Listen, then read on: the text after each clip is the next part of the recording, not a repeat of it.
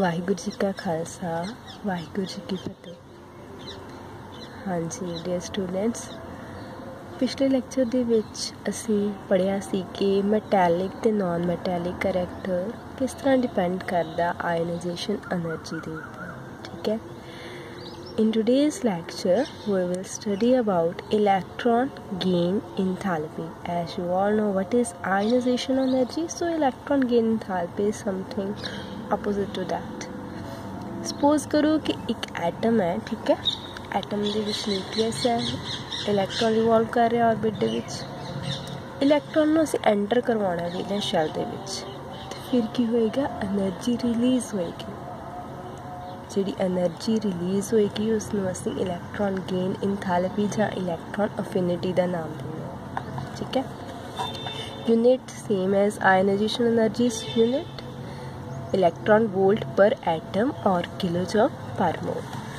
बेटा the definition है, ध्यान नाल देखो। Electron gain enthalpy of an element is the energy released. Ionization विच की सीगा, energy required when a neutral isolated gaseous atom, ये तीनों कंडीशंस आयनाइजेशन एनर्जी विच भी सीगियां कि एटम न्यूट्रल होना चाहिए, आइसोलेटेड होना चाहिए, गैसियस होना चाहिए, accepts an extra electron to form the gaseous negative ion that is anion। और एटम की करदा है, एलिमेंट की करदा है, एक एक्स्ट्रा इलैक्ट्रॉन एक्सेप्ट करदा है ताकि वो नैगेटिव आयन जिहड़ा बन सके। आयनाइजेशन एनर्जी वाले केस दे विच पॉजिटिव आयन बनदा सी, इहदे विच की बनेगा negative ion, because we are entering the electron into valence shell. Suppose करो बेटा ए एलीमेंट है, उहदे विच असीं इलैक्ट्रॉन ऐड करवाउने आ, की बन जांदा ए नेगेटिव। एनर्जी की हुंदी है इत्थे, रिक्वायर्ड नहीं है, एनर्जी बाहर निकलदी है। ठीक है। इस करके की हो गया exothermic. Generally depending on the element, the process of adding an electron to the atom can either be endothermic or exothermic। बेटा आयनाइजेशन एनर्जी विच आपां देखदे सी कि प्रोसैस जिहड़ा दैट इज़ एंडोथर्मिक की एनर्जी चाहिदी है, बट इत्थे इलैक्ट्रॉन गेन इंथैल्पी दे केस विच इदां नहीं हुंदा। मैं पहला भी वर्ड यूज़ कीता, जनरली इट इज़ एक्सोथर्मिक, पर डिपेंड करदा एलीमेंट ते कि ये एनर्जी जां डेल्टा एच जिहड़ी है इलैक्ट्रॉन गेन इंथैल्पी वो नैगेटिव होएगा, उहदा साइन कि पॉजिटिव होएगा, प्रोसैस एंडोथर्मिक होएगा कि एक्सोथर्मिक होएगा। इहदे बहुत सारे एलीमेंट्स आ, उन्हां दे विच एनर्जी रिलीज़ हुंदी है जदों असीं इलैक्ट्रॉन नूं ऐड करदे हां एटम दे विच।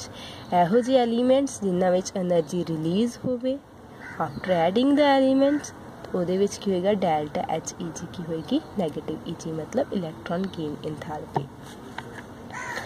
सपोज करो ग्रुप 17 एलीमेंट्स है बेटा, हैलोजन्स तुसीं आंदे हो ना, fluorine, chlorine, bromine, iodine, astatine. ये वाले ग्रुप दे विच बहुत ज़्यादा high negative electron gain enthalpies होंदियां, because they can attain stable noble gas electronic configuration by picking up an electron. क्योंकि असी देखते हैं बेटा ग्रुप 17 के केस दे विच वैलेंस शैल च किन्ने इलैक्ट्रॉन होंदे आ, 7 इलैक्ट्रॉन्स। नोबल गैस कॉन्फिगरेशन एक्वायर करन दे लई उन्हां नूं किन्ने इलैक्ट्रॉन चाहिए आ, ओनली 1 इलैक्ट्रॉन। ठीक है। If we add that 1 electron, energy will be released. Why? because it attains stable noble gas configuration।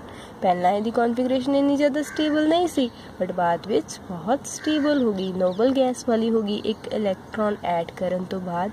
इस करके इन्हां दी बहुत हाई इलैक्ट्रॉन गेन इंथैल्पी हुंदी है, और उहदा की साइन हुंदा negative, because it is released and system comes into the stable.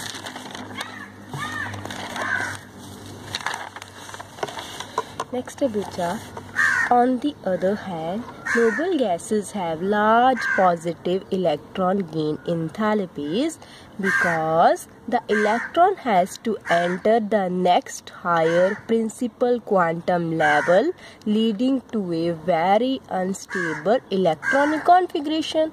पर noble gases ਦੇ ਕੇਸ ਵਿੱਚ ਕੀ ਹੁੰਦਾ, ਉਹਨਾਂ 'ਚ already ਬਹੁਤ stable electronic configuration ਹੁੰਦੀ ਹੈ। ਇਸ ਕਰਕੇ ਸਾਨੂੰ ਜਿਹੜਾ ਇਲੈਕਟ੍ਰੋਨ ਐਡ ਕਰਵਾਉਣਾ ਪੈਂਦਾ ਉਹ ਨੈਕਸਟ ਲੈਵਲ ਵਿੱਚ ਕਰਵਾਉਂਦੇ। ਸਪੋਜ਼ ਕਰੋ ਤੁਸੀਂ ਹੀਲੀਅਮ ਹੈ, ਠੀਕ ਹੈ, ਹੀਲੀਅਮ ਦੀ ਕੌਨਫੀਗਰੇਸ਼ਨ 1s2, 1s2 ਖਤਮ ਹੋ ਗਿਆ ਨਾ, ਅਗਲਾ 2 आ गया ना, प्रिंसिपल क्वांटम नंबर 2s1, ठीक है, 2 वाला मतलब आ गया, पहला शैल कंप्लीट हो गया। हुण जे उहदे च ऐड कराउणा क्योंकि सिस्टम स्टेबल नहीं होएगा, इस करके सानू को एनर्जी चाहिए होएगी। जे ऑलरेडी स्टेबल है सिस्टम, उन्नू की जरूरत है कि वो अपने दे विच इलैक्ट्रॉन एंटर करवाए, ठीक है, नैक्सट शैल दे विच वो अनस्टेबिलिटी नहीं चाहता। इस करके ओहो जे केसिस दे विच एनर्जी रिलीज़ नहीं हुंदी, वो केसिस दे विच एनर्जी चाहिए हुंदी है। दैट इज़ उन्हां दा उत्थे साइन क्या होगा, इलैक्ट्रॉन गेन इंथैल्पी दा positive sign. Variation of electron gain enthalpy बेटा अलॉन्ग द पीरियड किद्दां वेरी करदी है। जनरली ਜਿਹੜੀ ਇਲੈਕਟ੍ਰੋਨ ਗੇਨ ਇੰਥੈਲਪੀ ਹੈ ਨਾ, ਇਹ ਜਦੋਂ ਅਸੀਂ ਐਟੋਮਿਕ ਨੰਬਰ ਇਨਕਰੀਜ਼ ਕਰਨ ਦੇ ਨਾਲ along the period from left to right move ਕਰਦੇ ਹਾਂ ਤੇ ਇਹ ਹੋਰ ਜ਼ਿਆਦਾ ਨੈਗੇਟਿਵ ਹੁੰਦੀ ਜਾਂਦੀ ਹੈ। ਕਿਉਂ ਹੁੰਦੀ ਜਾਂਦੀ ਹੈ? ਕਿਉਂਕਿ ਇਫੈਕਟਿਵ ਨਿਊਕਲੀਅਰ ਚਾਰਜ ਵਧੀ ਜਾਂਦਾ, ਸੇਮ ਸ਼ੈਲ ਦੇ ਵਿੱਚ ਇਲੈਕਟ੍ਰੋਨ ਐਂਟਰ ਕਰੀ ਜਾਂਦੇ ਆ। ਇਸ ਕਰਕੇ ਸਾਡੇ ਕੋਲ ਈਜ਼ੀ ਹੋ ਜਾਂਦਾ ਕਿ ਇੱਕ ਸਮੋਲਰ ਐਟਮ ਦੇ ਵਿੱਚ ਇਲੈਕਟ੍ਰੋਨ ਨੂੰ ਐਡ ਕਰਨਾ, ਕਿਉਂਕਿ ਜਿੰਨਾ ਸਮੋਲ ਹੋਊਗਾ ਐਟਮ ਉਨਾ ਜ਼ਿਆਦਾ ਕਲੋਜ਼ ਹੋਊਗਾ ਨਿਊਕਲੀਅਸ ਬਾਹਰਲੇ ਇਲੈਕਟ੍ਰੋਨ ਦੇ, ਤੇ ਉਨੀ ਜ਼ਿਆਦਾ ਅਟਰੈਕਸ਼ਨ ਜਿਹੜੀ ਆ ਉਹ ਵੱਧ ਜਾਏਗੀ ਤੇ ਇਲੈਕਟ੍ਰੋਨ ਐਂਟਰ ਕਰਵਾਉਣਾ ਸੌਖਾ ਹੋ ਜਾਏਗਾ। ਡਾਊਨ ਦਾ ਗਰੁੱਪ ਕੀ ਹੁੰਦਾ ਬੇਟਾ? ਲੈਸ ਨੈਗੇਟਿਵ ਹੁੰਦੀ ਹੈ। ਡਾਊਨ ਦਾ ਗਰੁੱਪ ਸਾਨੂੰ ਪਤਾ ਨੰਬਰ ਆਫ ਸ਼ੈਲਸ ਇਨਕਰੀਜ਼ ਕਰਦੇ ਆ, ਨੰਬਰ ਆਫ ਸ਼ੈਲਸ ਇਨਕਰੀਜ਼ ਕਰਨ ਦੇ ਨਾਲ ਸਾਈਜ਼ ਐਟਮ ਦਾ ਇਨਕਰੀਜ਼ ਕਰੇਗਾ, ठीक है। और ਜਿਹੜਾ ਬਾਹਰੋਂ ਅਸੀਂ ਇਲੈਕਟ੍ਰੋਨ ਐਡ ਕਰਵਾਵਾਂਗੇ ਨਾ, ਉਹ ਨਿਊਕਲੀਅਸ ਤੋਂ ਦੂਰ ਹੁੰਦਾ ਜਾਏਗਾ। ਨਿਊਕਲੀਅਸ ਤੋਂ ਦੂਰ ਹੁੰਦਾ ਜਾਏਗਾ, फोर्स अट्रैक्शन की घटी जाएगी, फोर्स अट्रैक्शन वाली घटी जाएगी, स्टेबिलिटी घट जाएगी, स्टेबिलिटी घट जाएगी तो साडे को इलैक्ट्रॉन गेन इंथैल्पी घट नैगेटिव होएगी, घट रिलीज़ होएगी। However, बेटा एक स्पेशल केस है, however electron gain enthalpy of oxygen or fluorine is less negative than that of succeeding element। succeeding element मतलब ग्रुप विच उन्हां तो थल्ले जिहड़े एलिमेंट्स आ, ऑक्सीजन तो बाद की आंदा सल्फर थल्ले ग्रुप विच, फ्लोरीन तो बाद थल्ले ग्रुप च की आंदा क्लोरीन कहंदा। बट ये वाले ग्रुप च असीं देखीए ते ऑक्सीजन दी सल्फर नालों घट है, फ्लोरीन दी क्लोरीन नालों घट है। उत्थे की आंदा, किहड़ा रीजन आंदा? एक स्पैशल केस है कि जदों when an electron is added to oxygen or fluorine, the added electron goes to smaller n is equal to 2 quantum level।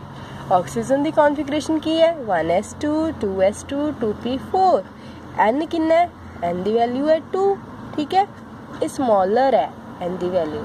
तो फिर की होंदा बेटा, देखो इत्थे सेंटर से न्यूक्लियस है, आले दुआले शैल्स है, n इक्वल टू 2 शैल दे विच असीं इलैक्ट्रॉन एंटर करवा रहे हैं। साइज़ की है? साइज़ छोटा है, ठीक है। उहदे नाल की होएगा?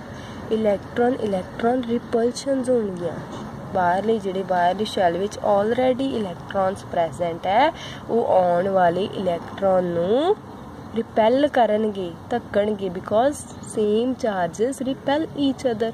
रिपल्शन दे नाल सानू थोड़ी जी फोर्स एक्सट्रा बाहरों लाउणी पैगी कि असीं इलैक्ट्रॉन नूं ऐड करवा सकीए, ठीक है। तो उत्थे फिर ओहो जे केसिस दे विच electron gain enthalpy less negative हो जाती है।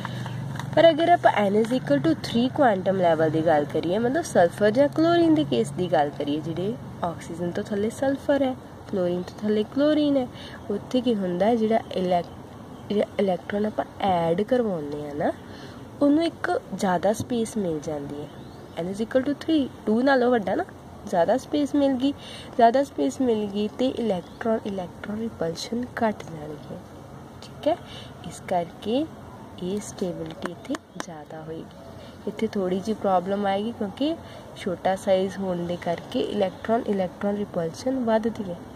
बाहरले इलैक्ट्रॉन नूं ऐड करवाउणा है ऑर्बिट दे विच, तो वो जिहड़े ऑर्बिटल च ऑलरेडी इलैक्ट्रॉन प्रेजेंट है, वो बाहरों आउण वाले इलैक्ट्रॉन नूं रिपैल करनगे, धक्कणगे, जिहदे करके की होएगा?